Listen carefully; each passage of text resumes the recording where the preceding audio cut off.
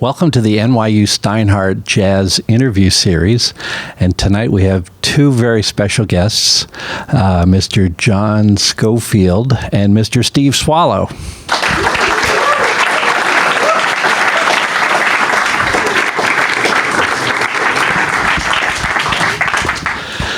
I've actually interviewed John several times, but when I asked Steve to come in and speak with us, John, being his good friend, wanted to come in and make sure we get all the right stories out tonight. So right. Welcome, guys.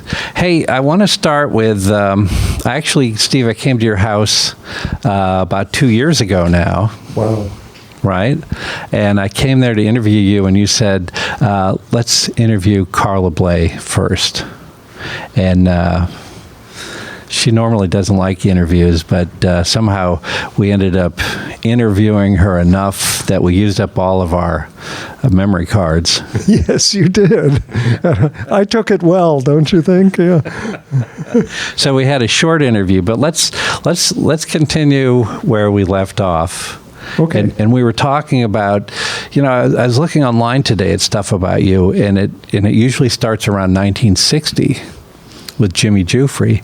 But let's talk about the prehistory of Steve Swallow, and maybe I don't know if you would call it Dixieland or traditional playing that you had up in Yale and around that time in the mid-50s? It was called Dixieland, and I think it was a bit of a misnomer. And in fact, it was a really fortunate circumstance for me that I was involved in the college Dixieland scene, which was pre-rock and roll. It was the partying music, the dance music of the time, and not only the players who were ancient and decrepit enough to have been actual Dixieland musicians were given employment by this scene, but more specifically, a lot of the great swing era players were playing the Dixieland repertoire, but playing themselves. In order to get work, the Buck Clayton and Rex Stewart and Dickie Wells and a lot of the really great swing era musicians. And you got to play with those guys. I got to play with those guys just because in New Haven. In New Haven, and on the sort of the Ivy League college circuit. Pee-wee was there often. Pee-wee Russell.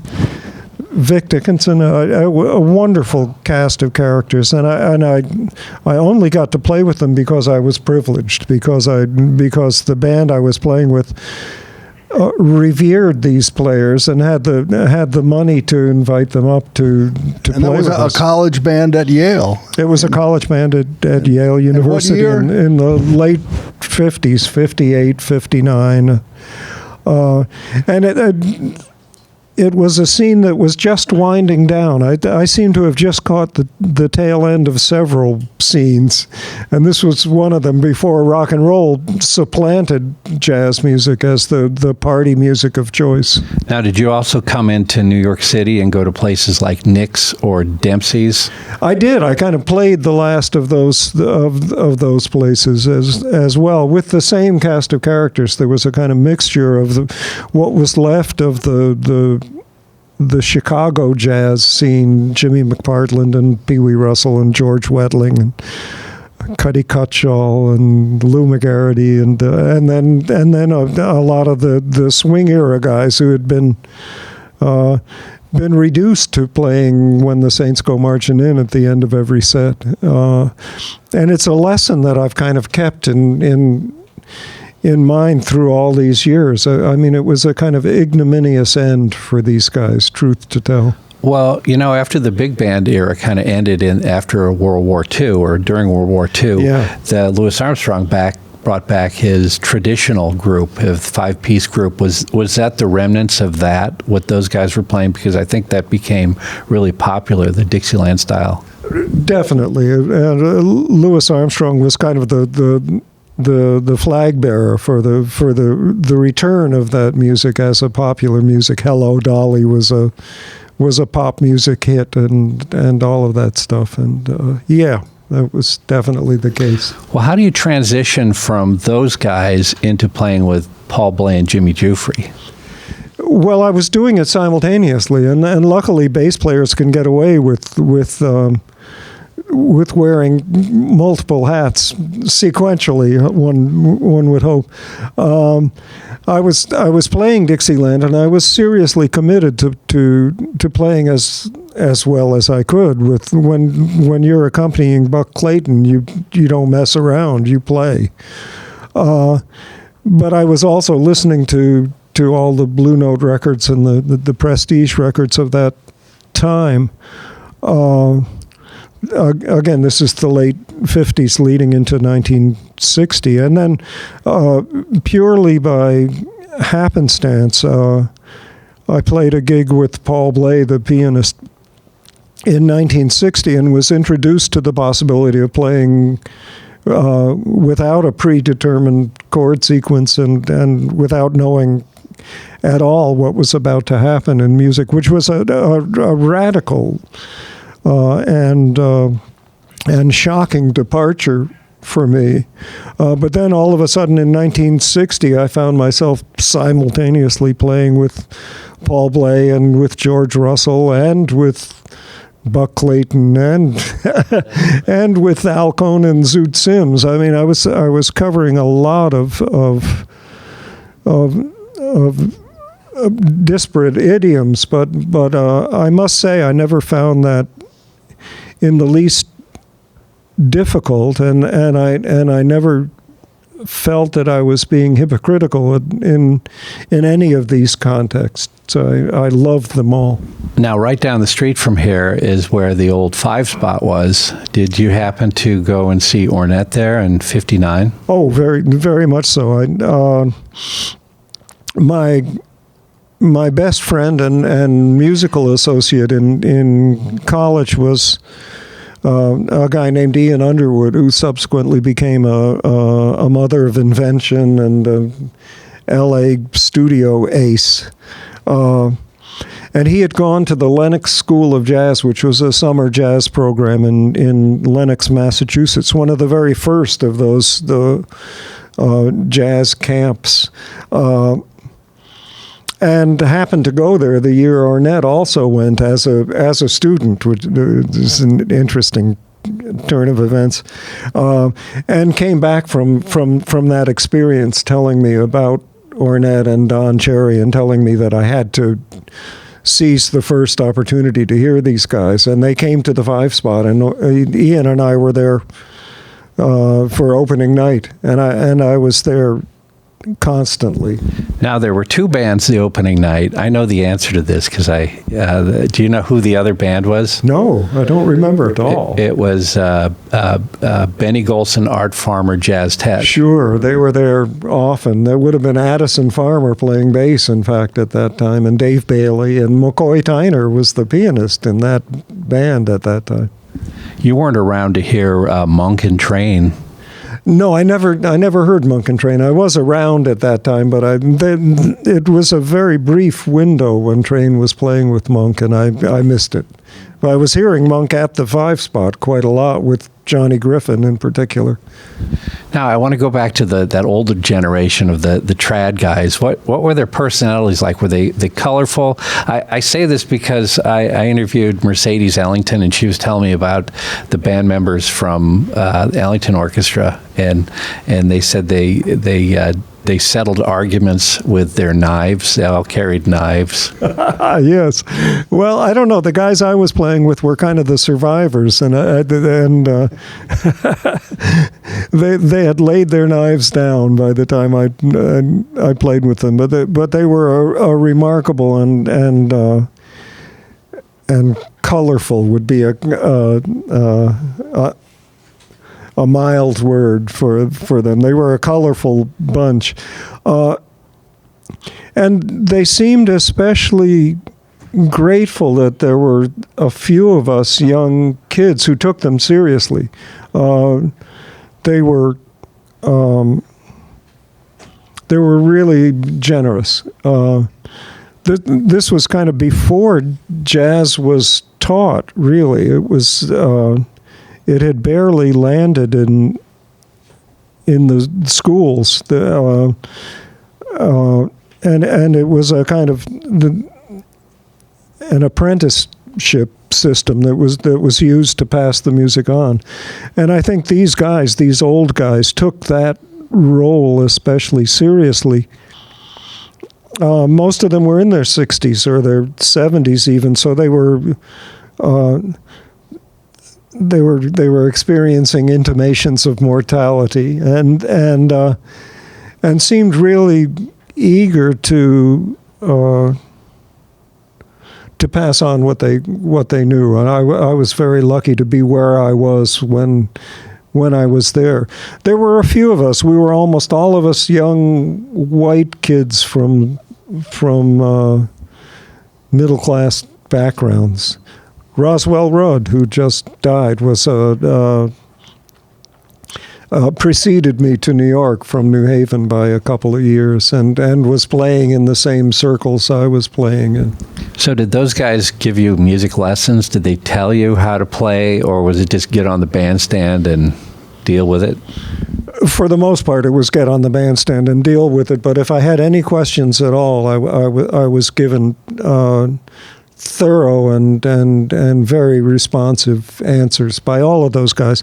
And I must say, at the same time, my bebop education was proceeding apace, kind of parallel to my experience playing with the Dixieland guys, and I found my immediate elders, Paul Chambers, Percy Heath, Wilbur Ware, those guys, equally responsive to my questions, and they seemed equally grateful to have been asked. I think it's maybe not uncommon that old guys are concerned that what they do is in danger, that it's and that it's been misunderstood as well, and that they seemed really grateful for the opportunity to set the record straight.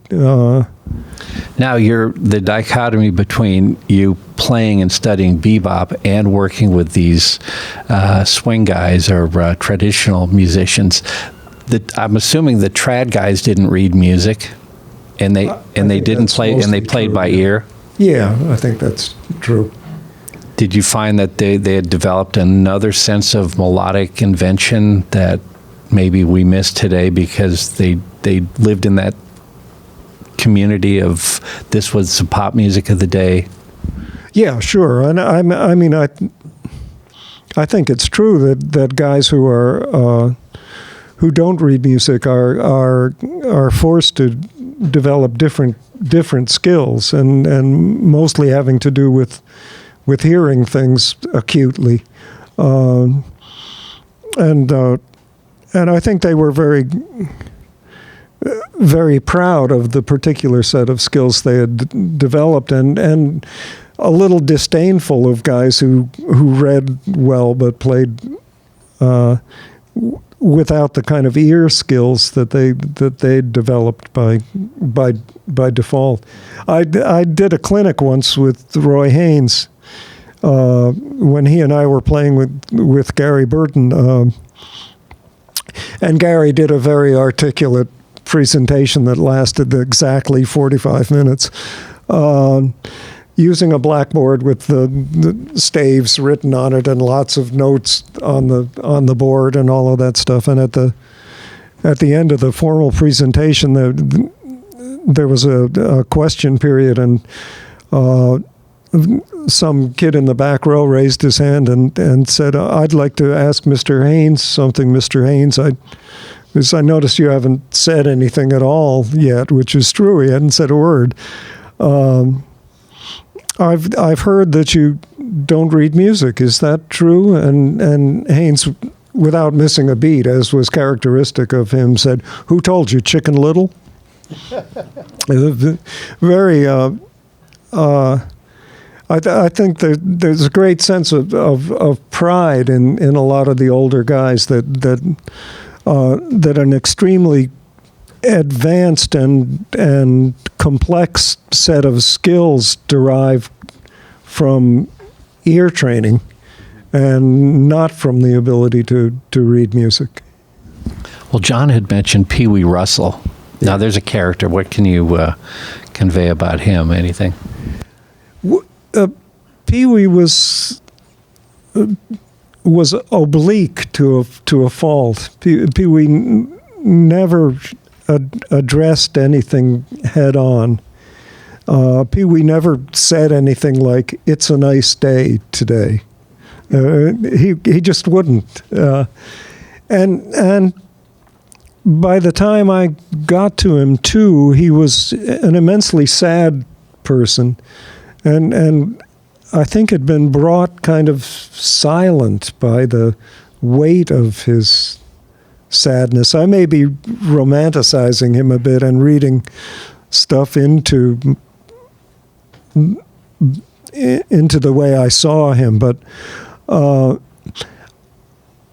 for example, I was particularly interested in Bix Beiderbecke, who had a profound effect on me when I was just beginning to play.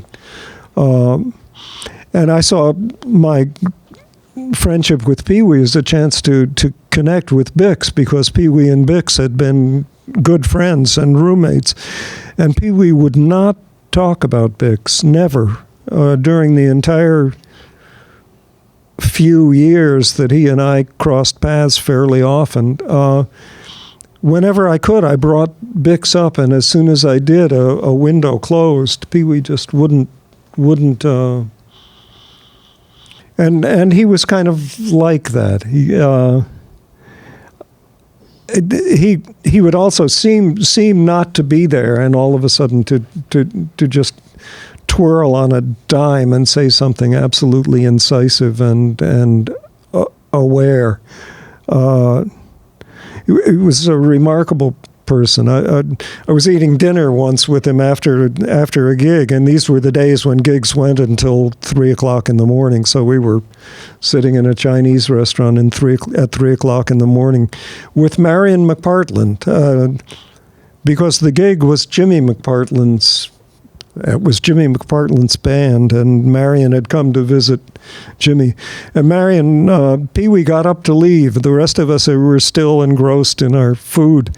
And Pee Wee mumbled something and got up to leave. And Marion said jokingly, "Well, Pee Wee, how come you're leaving so soon? You got a girl up in your room?" And Pee Wee said, "I don't know, but I'll check." That was kind of Pee Wee. He was very much like that. Well, Pee Wee's an interesting character because he played with Bix Beiderbecke and Thelonious Monk. And Thelonious Monk. Steve Swallow. And Steve Swallow. When's the first time you've discovered Mr. Swallow? When I was in high school, I was a fan of the Gary Burton Quartet. So we skipped about 10 years in Steve's life, but that was a really popular band in probably about 1968, around then. And I had the record Duster, Gary Burton Duster, and Steve was on it. It's really funny, Swallow, when like the first 3 jazz records, or three out of the first 5 that I had, you were on. It was a Gary Burton record, Duster, which is a wonderful album. Then there was a lady at the record store who knew about jazz who would recommend stuff to me, and there was a record with Jim Hall on it, Art Farmer Live at the Half Note. There's this bass player again, Steve Swallow, and I forget what the third one was, but so he was. I had heard him a lot, and then I went to the top of the gate. The Village Gate on Bleecker Street, and heard the Gary Burton Quartet, and Steve was playing, and I was a big fan already.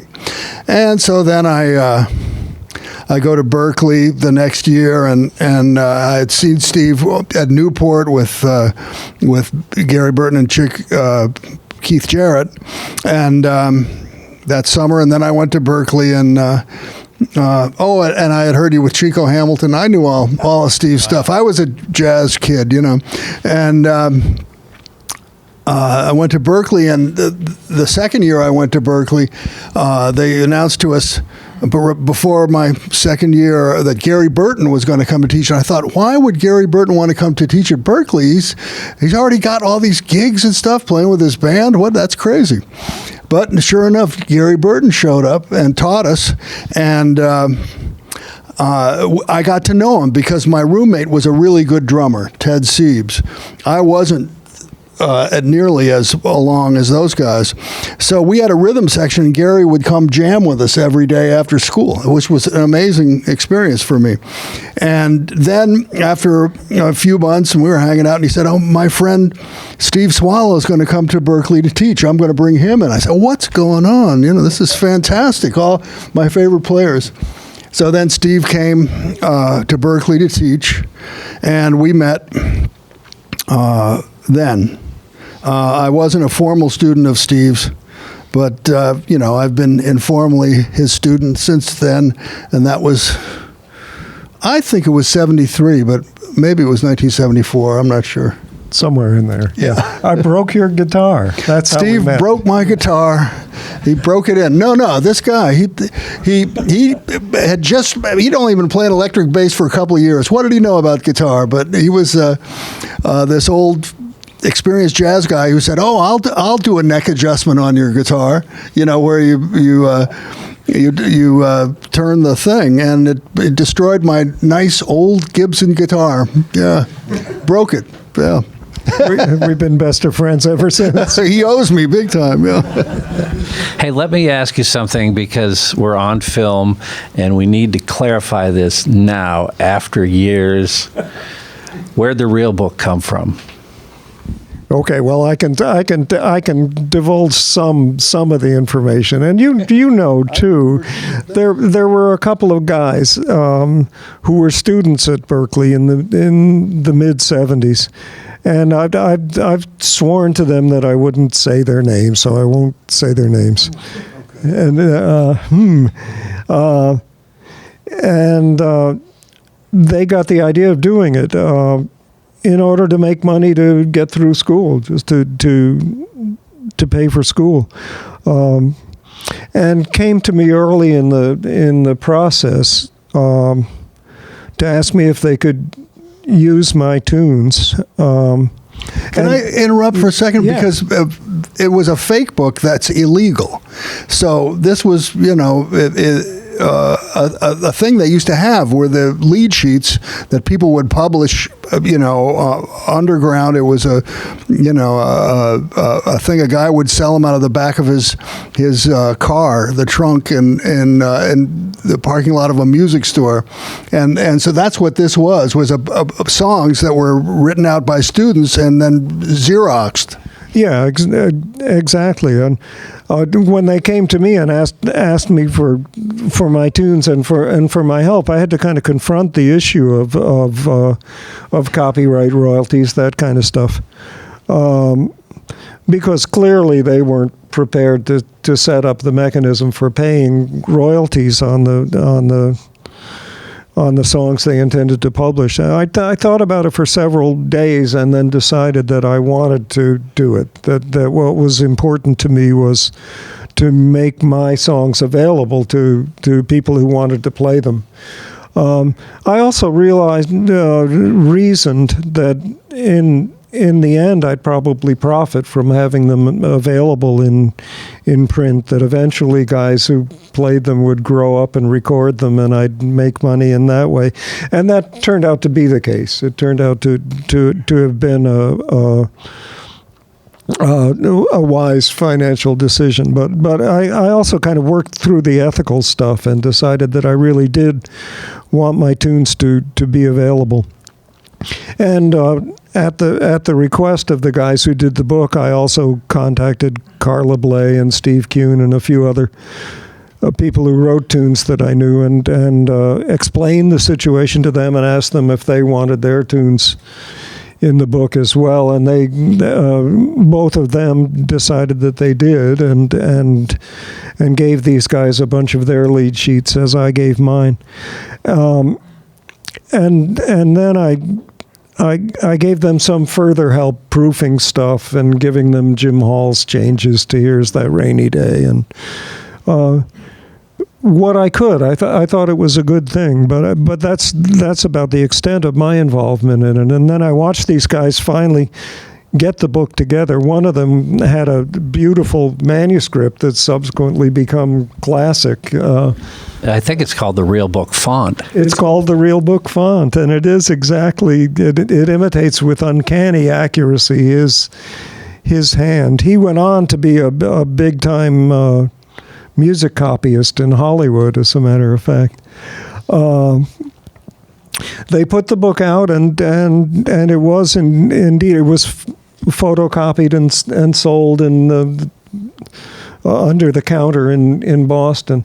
The irony is that shortly after the book was put out, some other people realized that they could photocopy it and sell it themselves. And the two guys who did all the work and put the book together made a lot less money than they had hoped to, because there were imitation real books out there almost immediately after they'd gone to the trouble of putting all of these songs together. But I think what's kind of been lost is that the real book was imperfect. There were wrong changes throughout it and all of that, but it was tremendously more accurate than what had existed previously.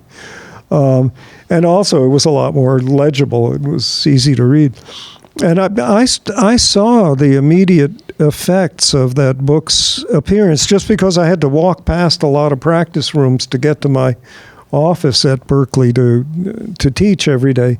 And almost overnight, all of a sudden I heard the right changes to My Romance, or Bill Evans' changes to My Romance, coming out of these practice rooms, where before there were all kinds of wrong chords. I could walk down the corridor to my room and count 20 wrong chords just coming at me through the closed doors of these rooms. Well, the question then is, if before the real book, they didn't know what the proper standard chords were, and was it your job, faculty at Berkeley, to say, no, these are the right chords, just write them down?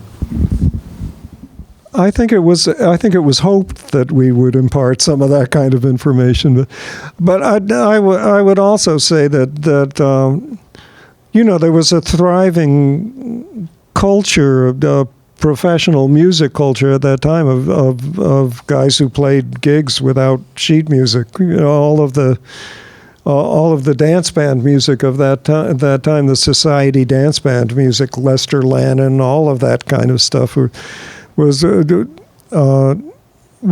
played without sheet music, and it was just assumed that you knew the repertoire. You knew essentially the Tin Pan Alley repertoire, all the Rodgers and Hart and Jerome Kern and Harold Arlen and all of the great songs of the golden era of Tin Pan Alley, and the what was played at those gigs was probably more accurate than what was in the books, because the real musicians knew the chords and passed them on by ear. And again, we're kind of returning to that point that we touched on earlier. People's ear skills were their most valuable assets at that.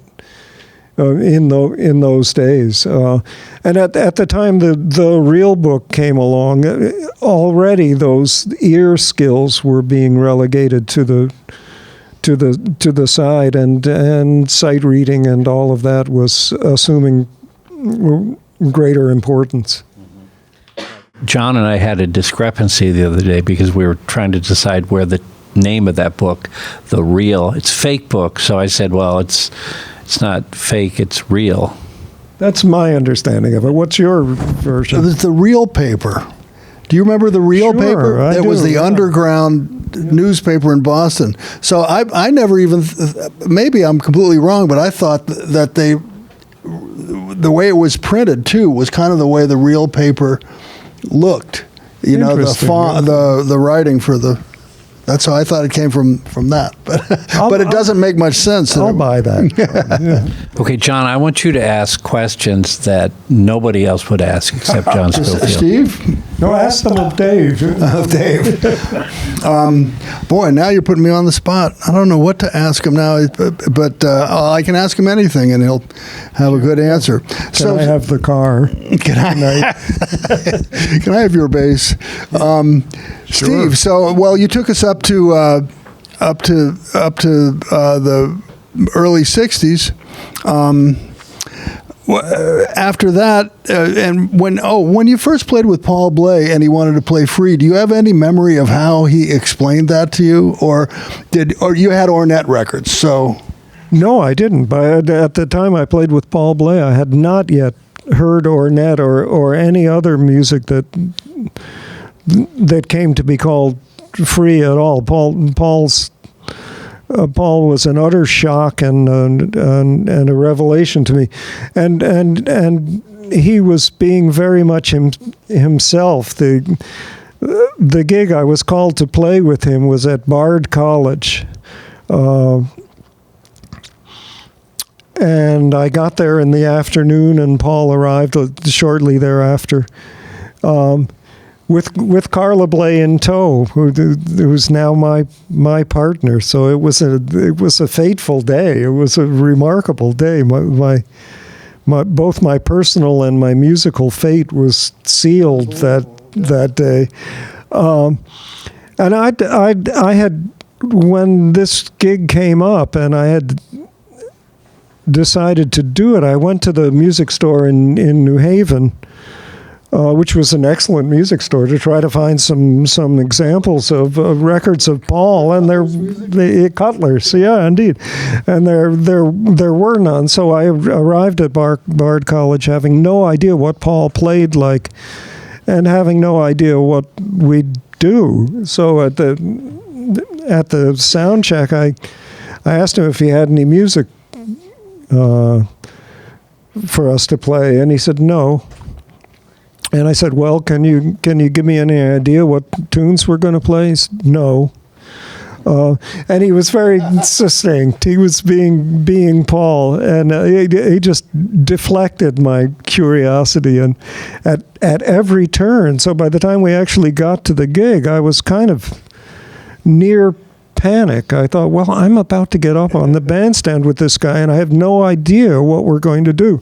And that was utterly foreign to me. The idea that could be done had never crossed my mind. And I couldn't believe I'd been put in this position. I was very close to panic.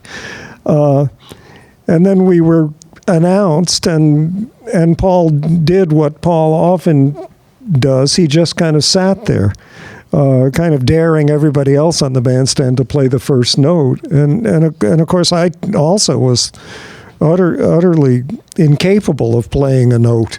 So I stood there too, and the two of us stood there for a minute, I suppose, which seems like an hour when you're standing in front of a lot of people. And finally, he just started playing and looked at me encouragingly and smiled and just kept playing. And at some point, I decided, well, I better play something. So I hit my first free note. It was a notable event in my life, and it was just the perfect note. It sounded wonderful to me. So I tried a second note, and it sounded equally wonderful. And then the third and the fourth. And it was one of those magical occasions where it seemed I couldn't play a bad note. They were all wonderful. And it just went on and on. I was just, I couldn't believe that every note I struck was exactly the perfect note at the perfect time. And before I knew it, our hour set had past, and there were all these notes behind me that I thought were absolutely perfect. And I kind of walked off the bandstand in an utter daze. It had never, ever in my life occurred to me that this could be done, that you could make music up out of whole cloth with no pre-arrangement whatsoever, and that music could be successful and really inspired. After the gig, I got back in my car, drove back to New Haven, and got violently ill. I had like 102 temperature. Took to my bed. I couldn't get up for 3 or 4 days, and finally the fever broke, and I returned to real life. Got out of bed, put on my clothes, and went across the campus and quit school. And shortly thereafter packed up and moved to New York and presented myself at Paul and Carla's doorstep and said, "Your bass player has arrived." And luckily they took me, and I became Paul's bass player. And luckily also I had developed these contacts with the Dixieland community, and that provided me with work initially that allowed me to get a place to stay in New York and all of that stuff. It was a much more benign place, New York City, in 1950. 1960, yes. Right you are, John. The first place I got was a beautiful floor-through loft on 6th Avenue and 24th Street. Cost $40 a month. Take that. And at that time there were a lot of gigs to be had in the coffee houses that lined Bleecker Street and McDougald Street in the West Village. They all paid $5 and a meal and coffee. Which seems like nothing at all, but 8 of these gigs paid for my month's rent. And you could do 2 or 3 on a good day. You could do a couple of these gigs, so it'd be a $10 day. Did you ever play at a club called Duke's Cube? Yes, I did. I did indeed, with Don Friedman, as a matter of fact, and Attila Solar And Sheila Jordan? Yeah, Sheila was around in that scene. The Duke's scene was a particular scene, and there were clubs kind of developed their own particular scene, and you could, as a bass player in particular, you could kind of jump from one to another. So it was a wonderful education and a way to make a living. It was a very benign time to become a jazz musician, much easier than now, I must say. Well, to de-romanticize what those clubs were, I think that they were these old bars that if they had a piano in the back room, it turned into a club. Exactly. Yeah, so it was a little dive like we see like the 55 bar now. Yeah, very much, very, very much like that. And the club owners felt they had nothing to lose, and there were no union considerations or anything of that sort to deal with. So it was. I like the story about when you met the union rep, and you talked about that you were playing with Paul at a coffee house, and you found out that there was such a thing as scale. Oh, this was Paul. Paul was Paul had learned a lot of survival skills. He had to. The music he was playing was not immensely popular, and he often found himself out of a gig. No sooner had he got one, but it folded on him. I did a week with Paul during my early days in New York in 1960, in Hartford, Connecticut, at a place called the High Blind Lounge. It was Paul and I and the house drummer, and the house drummer was Skinny Porcaro, who was the father of Jeff Porcaro, the drummer in Toto. Yeah, right. Skinny was a good drummer, although he was kind of blindsided by Paul and me. But I must say he handled it very gracefully and very well. And the gig paid $60 for the week. Paul paid me $60 for the week. And shortly after I'd come back from Hartford, all flush with my $60 in my pocket, I ran into somebody and said, "And I played this gig and it paid $60 for the week." And the guy said, $60, do you know about this thing called union scale? And I said, no, what's that? And he explained it to me and said, and I think scale for that is 125, you know. And that's a union gig. You should have gotten $125. And I said, gee, wow. So I went to Paul and I said, Paul, I hear this gig we played in Hartford that I hear that's what they call a union gig, and there's this thing called union scale, and I think I think I should have gotten $125 for that week. And Paul said, "You're absolutely right, and let this be a lesson to you: never work for less than scale." And then there was a very complex lesson there that it took me many years to learn. So, Steve, Paul Bley and the quote unquote Dixieland guys. Then, what was the? How did you move into modern jazz? Well, it was just simultaneously. These things were going along parallel tracks. I was through my association with Paul Bley, I was playing with Paul with Don Ellis, and Don Ellis was playing with George Russell. So through my association with Don Ellis, I started playing in George Russell's band, and Paul got me onto Jimmy Giuffre's trio. So there was this kind of area of work that I was doing increasingly much. And at the same time, I was kind of retaining the Dixieland contacts and continuing to do that work. And then in fact, I remember my entree. Then there was also the kind of playing modern chord changes community. And my kind of entry into the modern chord changes community also happened at about the same time. It was a Tuesday afternoon. I remember it well. And traditionally, the club gigs started on Tuesday, ran Tuesday through Sunday. And I was sitting by the phone on Tuesday afternoon wondering where the next gig was going to come from. And the phone rang, and I picked it up. Hello, you know, and a very tentative voice said, "Hello, this is Zoot." And my response was wrong. I said, "Zoot who? How many Zoots do you know?" And there was a kind of lengthy pause when Zoot kind of collected himself and said, "Zoot, Sims."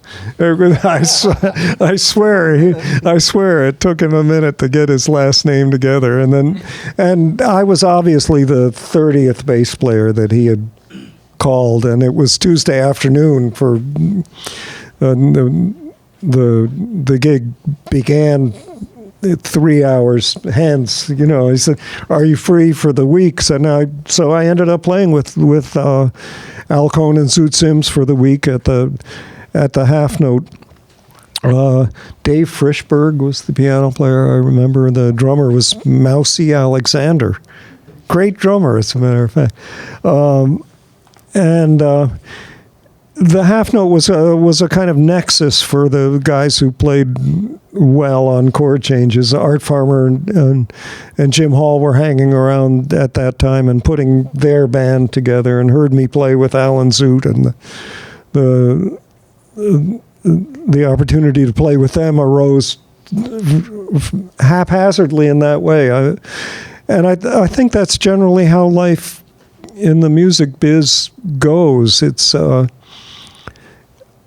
things happen to you. You know, you're by the phone at the right time when it rings. There were no answering machines at that time, and if I had been at the store when that call came, Zoot would have, if I hadn't answered, he would have gone on to the 31st name on the list, and I might never have had entry into that community. So then for a time I was playing kind of post bebop music and free music and Dixieland alternately. Sometimes all three in the same day. And I'd just say again that I found no conflict there, and I wasn't doing any of them cynically. They're all music of value, and I still see them all as music of value. And then Stan Getz, was that around that time when you met Stan? Yeah, I met Stan through Jim Hall. Jim Hall suggested to Gary Burton that if Stan needed a bass player, I would be a good guy. So you'd played with the Jim Art Farmer band was already happening. I was doing that prior to joining Stan Getz, and then went from the Art Farmer Jim Hall band to Stan's band for about 2.5 years. And we were talking about this. Stan didn't record much then with the working quartet. No, and that's a pity too, because it was a wonderful band. It was Roy Haynes and Gary Burton and me. And then after a while, toward the end, Gary left, and for about 6 months, it was Roy and Chick Corea and me, and that was a wonderful, wonderful band as well. But the Stan's record company, Verve, was determined to get a follow-up hit to The Girl from Ipanema and Desafinado. Which was a top 10 hit. Yeah, which was a pop crossover kind of hit. So the last thing they were willing to do was to record him in a jazz context. So that extraordinary band left almost no recorded evidence of its existence. I'm very, very sad about that. But there's a great video on YouTube from a BBC show. Yeah, a good one, I think. The music is quite good. There's also one recording of a French radio broadcast that was put out. That's not a good concert at all. Yeah. Were you required to play Girl from Ipanema every night? Yes.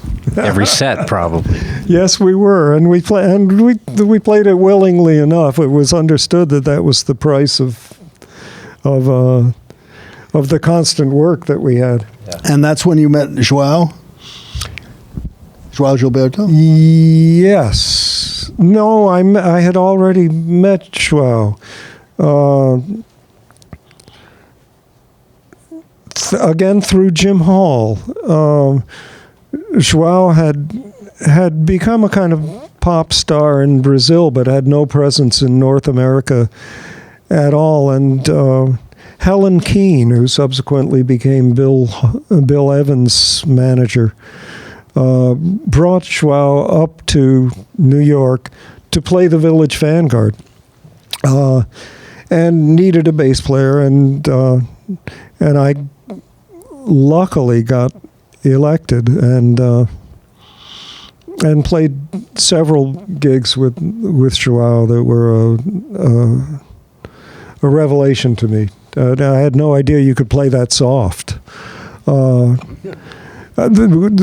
play that soft and yet to be so insistent and so emphatic was a remarkable experience. I had a wonderful, another brief story. There were no rehearsals, and João and I met on Tuesday afternoon for the alleged sound check. At the Village Vanguard, there wasn't much in the way of a sound check, especially in those days, which would have been 62, I guess. There was just one of those big, fat, old Shure microphones kind of stuck at the front of the bandstand. But João and I got together with the idea that we'd explore playing together for just a minute before we hit. And luckily, I had already discovered his music and was in love with it and knew the tunes, knew the Jobim tunes that that were Joao's repertoire. So the sound check went well. I was kind of on top of it. Joao spoke absolutely no English at all, but we were doing well. We were having a wonderful time. At the end of the rehearsal, through his girlfriend who spoke some English, I conveyed to Joao that what an honor it was to play with him, and said if there's anything you can tell me that you want, please don't hesitate to tell me. In fact, is there anything now you can tell me about playing the music? And this was translated to him, and he paused and pondered and kind of furrowed his brows, and then just kind of put his hand on my arm and said, "Steve, no dudum." And that was the most valuable lesson I received, because of course the immediate temptation is to overplay in that music because it is so spare. And I was at the sound check, I was full of dudum, dudum, dudum. And I took his advice to heart and played the entire week without once playing dudum. What'd you play? Doom. How about the Stan Getz record, Sweet Rain? I remember you telling me about that. Do you want to get into that? I could touch on it briefly. Okay, well, only if you want. That's one of Stan's very nice records, and it's Chick Corea and Grady Tate and Ron Carter. And there exists, and in fact, it's kind of circulating as a bootleg, a version of that record with Roy Haynes and me. And that was the first version that was made. We went to Rudy Van Gelder's studio and set up, and the idea was that finally the Stan's working band would be allowed to record. And it was auspicious. It was a wonderful opportunity, I thought. But Stan blew it altogether. He played horribly. He was in no shape to play well. And the recording was a fiasco, and we all knew it, and went home discouraged and distraught. And we kind of assumed that the date would be rescheduled and we'd do it again. And indeed, in a few days, I got a call from Creed Taylor's secretary telling me that the date had been rescheduled, and giving me the particulars of it. And then just kind of as an afterthought, as she was about to hang up, and she said, "Okay, so you're set, and I've already talked to Grady." And I said, "Grady?" And she said, "Yeah, Roy Haynes is not doing it. Stan felt that Roy was responsible for the recording going badly the first day.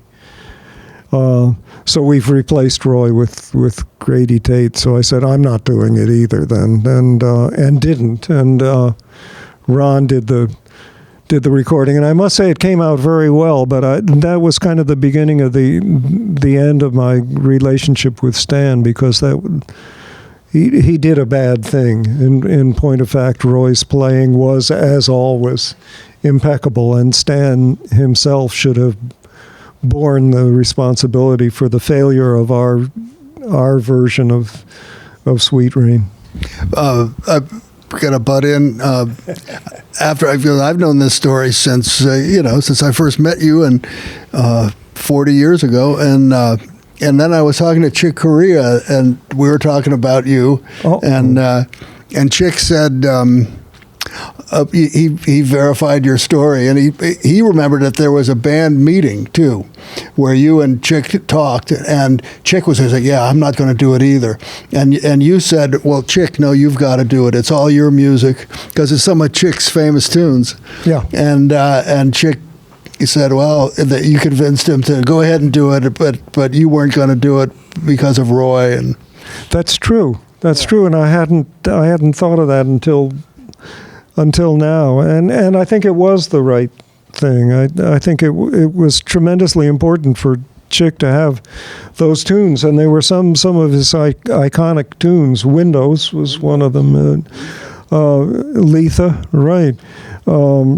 Those tunes had just been written and really deserved to be heard. And Stan played them really well on a good day, and in fact played them well on the version of the recording that finally came out. And of course that brings to mind the fact that Stan Getz read very poorly, barely read at all, and certainly had no idea what notes were in a G7th. Absolutely no idea what. But played incredibly complicated Chick Corea tunes. Windows and Letha with no difficulty whatsoever. And I do think there's a point there, which is that you're in grave danger of losing those ear skills when you place too great an emphasis on reading skills. And I will immediately add that reading skills are terribly important and useful.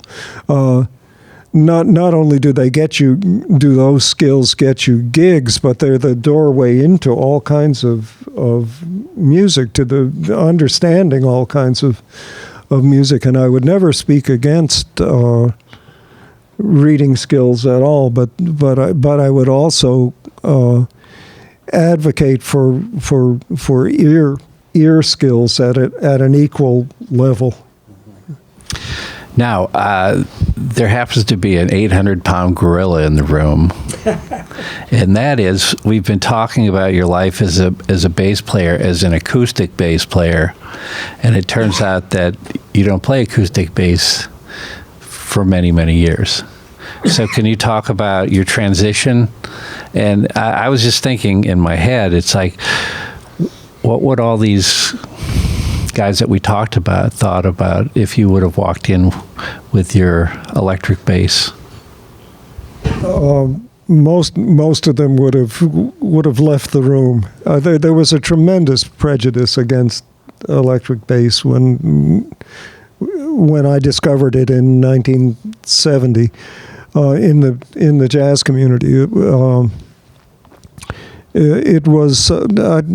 I think it's fair to say it was despised. It wasn't liked at all, and I shared the distaste for it. It was born of ignorance, of course, but it was a strong distaste. The story in brief is that I was working a duet gig with Gary Burton in Chicago at a music convention, a music manufacturing fair, the precursor of the NAMM show. And we would play for 20 minutes and rest for 40 minutes and play for 20 minutes, demonstrating Musser vibraphones. So I had 40 minutes to kill, 40 minutes of every hour all day long for a 3-day event. And by the end of by midway through the second day, I had visited every booth, every drum booth, every piano booth, every saxophone booth. I'd visited everything but the electric guitar and bass booths, and I'd avoided them because it was unheard of that a jazz bass player would pay attention to an electric instrument. And finally, I kind of had no choice, and it was very much like going to a dirty bookstore or a dirty movie or something. I kind of went up to the door of the Fender booth and looked around and made sure that nobody saw me, and then dashed in real quick. Actually, it wasn't the Fender booth; it was the Gibson booth, because the Gibson instruments looked better to me somehow. And Jim Hall played Gibson, so I said, okay, Gibson. And I picked up the electric bass and fell in love. Again, this is something I said a few minutes ago. It's something that happened to me. It's not something I did at all. It's like the phone ringing fortuitously. This instrument fell into my hands, and I fell in love. It's as simple as that. I just couldn't put it down. And it was as horrible a moment as it was a wonderful a moment. You know, here I had just fallen in love, but it was, oh no, how am I going to explain this? How am I going to tell Roy Haynes about this? Yeah, right. Zoot's gonna cry. And it did. I was lucky, I think, that I was playing in Gary Burton's band at that time, and Gary was into the Beatles already and all of this, and he was intrigued when I came back to him and just kind of shamefacedly confessed to him that I'd fallen in love with the electric bass. He was kind of intrigued. He said, "Oh, okay," and I was also very fortunate that Roy Haynes, who was kind of the personification of the bebop ideal for me, turned out to be a tremendously open-minded person. I couldn't leave the electric bass alone. I was playing it all the time, and finally I prevailed on Gary to play a couple of tunes a night, and those tunes eventually grew to a couple more, and at some point in that process, you know, I just felt I had to confront Roy, you know, and so I did. I came up to Roy and said, "Look, Roy, you've been very kind about my bringing this electric bass onto the gig, but I just want you to know that if you have any reservations about my playing electric, just say something, and I won't do it on the gig." And as always, his response was immediate, without skipping a beat. He just said, "No problem." And I felt at that moment that my ticket had been punched. You know, that I had been validated. That if Roy Haynes said it was okay, it was indeed okay, and that was tremendously important to me. And it pushed me to transition even more quickly, to the point where I'd finally, after a year or two, more like two, I guess, I got to the point where I felt there weren't enough hours in the day to play both. And beyond that, I was feeling tremendously guilty when I was playing the electric bass. I felt like the acoustic bass was kind of crying gently in the corner, and when I played the acoustic bass, I felt the electric bass felt it ignored, and I was kind of torn between the two instruments. And so finally, I decided, okay, I've got to choose, and the choice was apparent. I knew that I would choose electric because my heart had been really taken by the electric bass, and it was. Was and remains to this day a tremendous challenge to bring the electric bass into, for want of a better word, a kind of traditional jazz context. You know, it's not simple, and there are still a lot of jazz players who reject the electric bass, and I'm fine with that, but I'm also surprised at the number of jazz players who've welcomed me onto their bandstand, and who've let me know that they were hiring me, not the instrument in my hands. It's made for an interesting adult musical life for me. It's a wonderful thing at age 30 to have everything upended in your musical life, to in effect start all over again at that age, especially having had a nice, successful, satisfying career as an acoustic bass player, and to all of a sudden to be just out there with this electric thing in your hands.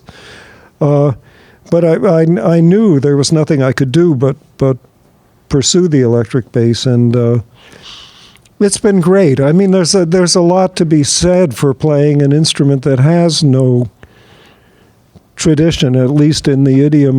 When I started playing jazz on the electric bass, I didn't have to worry about anybody looking over my shoulder. When I was playing the acoustic bass, I had to worry about Paul Chambers and all those guys kind of looking over my shoulder while I played. The electric bass, it was a clean slate. It's and that can be a disadvantage, but it's also tremendously liberating to not be concerned about your forefathers. You have forefathers? I do indeed. I have a stepladder. Hey, we have a special surprise for everyone. John Scofield isn't just sitting here waiting for a bus, but we're actually going to have these two great friends play some duo music for us tonight. But how about that? But before that, I always ask our special guest, Steve Swallow, if you have any words of advice for all these young students. Now, in the audience, we have people from all over the world. We have a whole group of students from Senzoku University in Japan. We have a student here from Shanghai, and all of our international students here, and everybody who's going to watch this. So these are words to live by, so I put you on the spot. Always pack your uniform on top. Okay, there's another story. All right, there's another story. Tell the other story. Yeah. Freddie Green, the Count Basie guitar player, was doing a clinic with Count Basie's rhythm section, and Freddie has even less to say than Roy Haynes on such occasions, and had said absolutely nothing for the entire clinic. And finally, a student asked him if he had any words of advice, and those were his words of advice. After pondering it for a couple of minutes of dead silence, he finally said, "Always pack your uniform on top." And when you think about it, that's good advice. It's served me well over the years, and be sure to do that if you would. Well, you get to town and you open your suitcase and you're running to go to the gig, and there it is, boom. And you never know when you're going to, all of a sudden it's so late you don't get to go to the hotel. You just have to change backstage. And you don't want to get all embarrassed pawing through your dirty laundry Steve, and all that to get to your uniform. Yes, John. Problem is, nobody wears uniforms. That ended in maybe you should. Maybe you'd get more gigs. Okay, how about a warm round of applause for these guys?